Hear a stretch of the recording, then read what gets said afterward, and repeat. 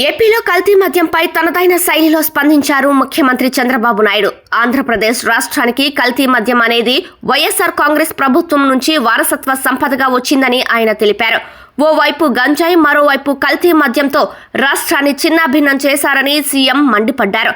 Jagan నేతృత్వాన YCP ప్రభుత్వ హయాంలో జరిగిన అరాచకాలు అన్నీ ఇన్ని కావని చంద్రబాబు గుర్తు చేశారు. కల్తీ మద్యాన్ని చట్టబద్ధం చేసి మరీ గత పాలకులు నేర సామ్రాజ్యం సృష్టించారని ఏపీ సీఎం తీవ్ర ఆగ్రహం వ్యక్తం చేశారు. కల్తీ మద్యం నివారణకు, సిట్, గంజాయి నివారణకు ఈగల్ బృందాలు ఏర్పాటు చేసి కట్టడి చేశామని ఆయన పేర్కొన్నారు. ఇంత చేస్తున్నా కొందరు కాదని పరితెగిస్తే చూస్తూ ఊరుకుంటామా అని చంద్రబాబు ప్రశ్నించారు. నేరస్తులు ఏ ముసుగులో వచ్చినా కట్టడి చేసి తీరతామని, ఎంతటి వారైనా ఎవరైనా ఉపేక్షించేది లేదని, కల్తీ మద్యం నివారణ దిశగా ఏపీ ఎక్సైజ్ సురక్ష యాప్ను అందుబాటులోకి తెచ్చామని చంద్రబాబు వెల్లడించారు.